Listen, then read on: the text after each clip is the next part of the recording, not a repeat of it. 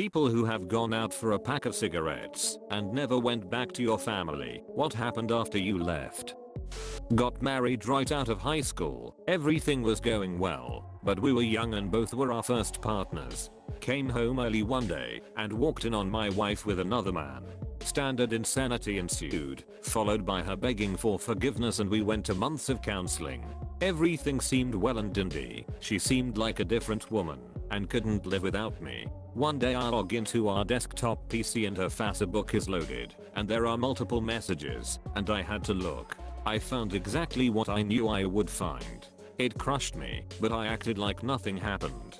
That weekend I packed up my favorite clothes and belongings that meant a lot to me and snuck them to the car. Sunday evening I said, "Hey, I'm going to take the dogs to the dog park and hike for a few hours." When I left, I texted on Neighbor to see if anyone showed up at the house. She replied pretty quickly that a male visitor was by very quickly. I told her goodbye and the dogs and I just drove. I had decent savings and thought, freak it, start somewhere new, and that is what I did. My ex-wife didn't even try and contact me until around lunchtime the next day. When I didn't respond, she blew me up with photos and videos of her with multiple men and about how bad of a lover I was. It messed me up, but I just kept trucking.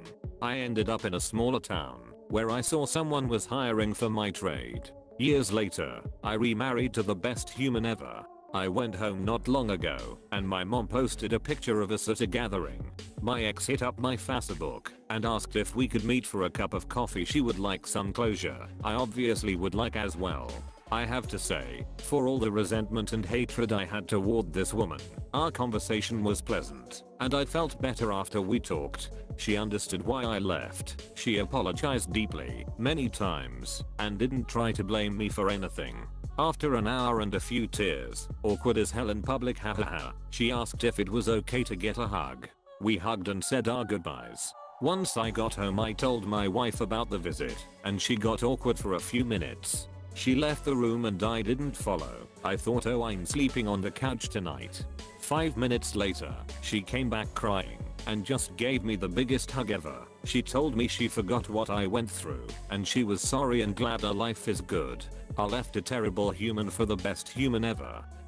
I didn't go out for cigarettes, but I pulled a similar stunt. My mom is abusive, and I had no spine, so I told her I was going to move in with my dad for the summer. I said I would be back before the end of August. After I moved in with my dad I got my state ID. My mom didn't want me to have any kind of it, and I finally got my driver's permit a few weeks later.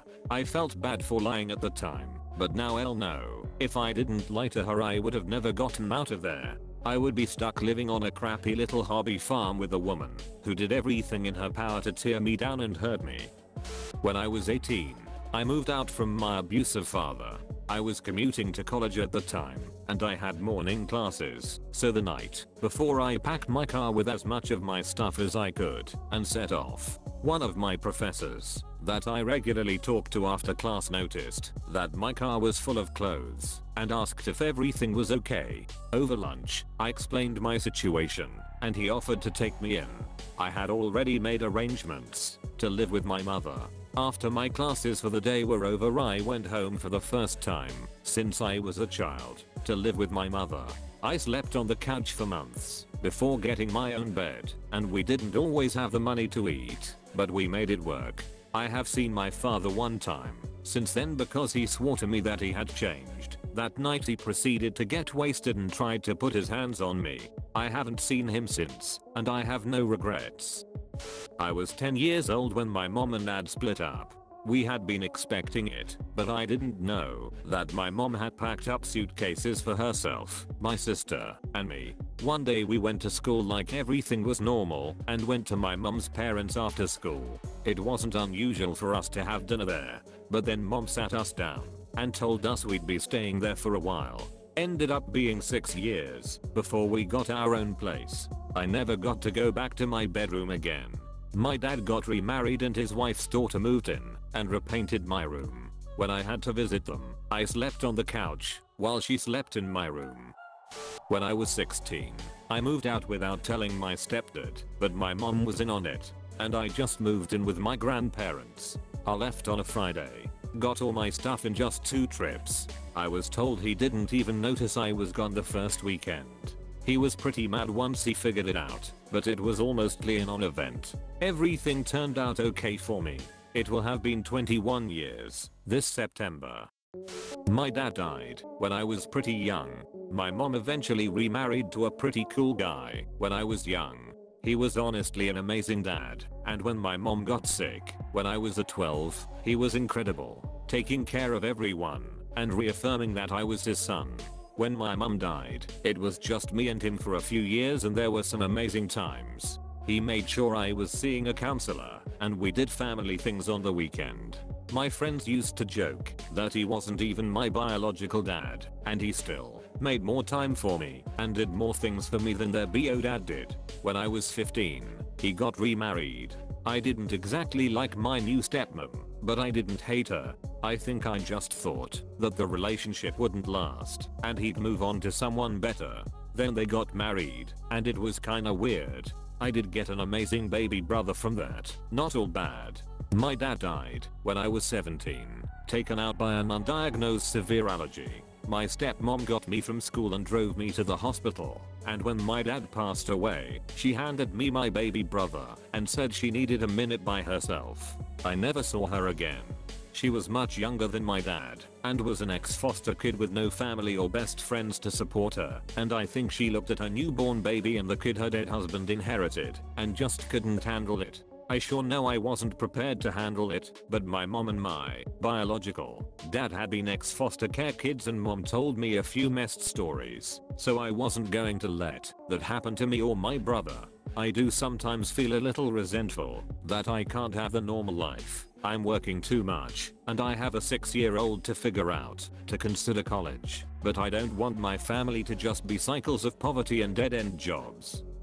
Growing up, my mother was pretty abusive, mostly emotional, to me and my little sister. This included basically fabricating a false reality that my dad had divorced my mother and left her penniless, then left the state, as well as isolating us from other family members on the basis that they were bad people. Probably the worst thing she did, which I still deal with today, was turning me and my little sister against each other in these messed up scenarios. Basically, her drug and alcohol induced rage of the day would always fall on one of us. However, whoever told on the other sibling that they did something to anger my mother would face her off, and the other sibling would have a brief respite. This went on since I was 8 or so. I grew up hating my sister.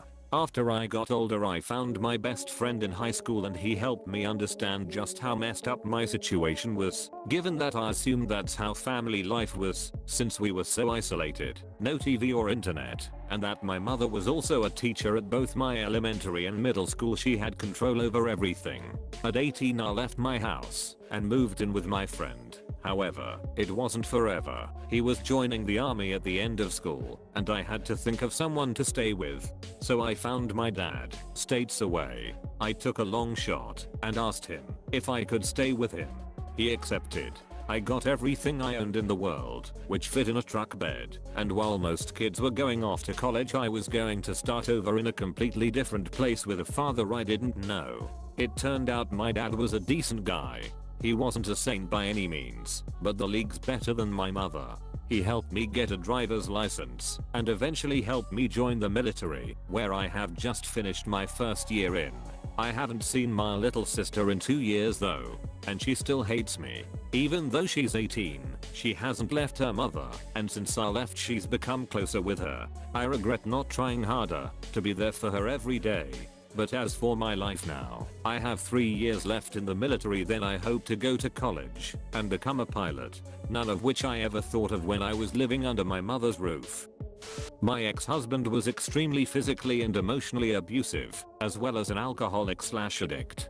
He obsessively controlled the money and every second of my daily routine. An unplanned 5-minute delay stop to get gas on the way home would result in a dressing down if I was lucky, a beating if I wasn't. We had 3 daughters, and on the few occasions I threatened to leave, he'd tell me to go ahead and leave, but I couldn't take our daughters with me. At one of our couple friends' wedding reception, he got drunk as per usual and lost his mind over something insignificant, dragged me around in the street by my hair, and pulled a gun on me in front of the wedding party. One of his friends, who was a real piece of crap, took me aside while the groom's mom was driving my ex to home and told me, "You don't have to live like this." It was like a light went on in my mind. This guy says I don't have to live like this. It took me a couple of weeks to put a plan in place, but one morning after my ex left for work, my dad helped me pack everything that would fit in a U-Haul and I left. I'd like to say I never saw him again after that day, but I was pretty lucky he decided to leave me alone after an initial period of stalking and about in jail for violating an order of protection. Fast forward 15 years, and I finished undergrad, law school, and postdoc. I'm remarried with 2 more amazing kids, and life is pretty much goals. My mom just all of a sudden wasn't there anymore. She and my dad were miserable, but my dad wouldn't agree to divorce. He was a minister at a big church and didn't believe divorce was right, and so instead he tried to stay married to my mom, all while avoiding her and all the unhappiness at home. She never really left her bedroom. She was miserable, and she made everyone else miserable too. She was horrible to me in those last few years. We had been really close before that. She started moving stuff out of the house little by little when no one was home. Like, one day a bookshelf would be gone, and we'd all notice, but just kind of go on with our lives. And it bothers me very much, but her moving out was so abrupt and so ambiguous that I don't remember specifics about it. Like, I don't know if it was during the school year or over summer. I don't know where I was or what was different when I came home that day, but at some point she didn't live there anymore. I was 14. My dad told me that God told him she would never come back. I looked up to my dad a lot. He was kind of on the same level as God in my mind, so I believed him. He soon after started dating another woman, secretly because the church didn't know he was divorced yet. He intended to marry her as soon as possible. I remember I had to pose for family photos with this new woman and her 2 kids. They were printed up and put into a frame and hung over our fireplace. Then one day, my mom came to the house.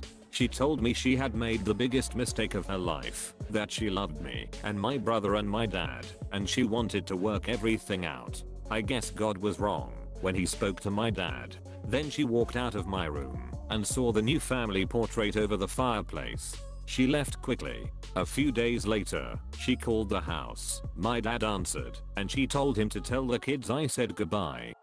Then she hung up.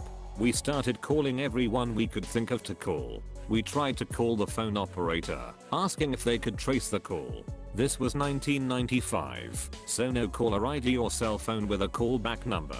A bit later that night, my new stepmom 2B came over and pulled my dad aside. She saw a car at the end of our neighborhood that looked like my mom's. My dad called 911. Everyone showed up.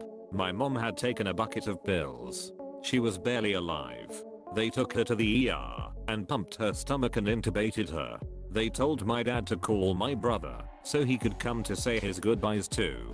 I was let into the room for a while. I looked at the machines and they were plugged into the wall, and I stared for a long time thinking I should unplug it because she really didn't want to be revived, and I couldn't understand why we were doing all of this. But then a nurse came in and said I had to leave while they did stuff. My mom survived.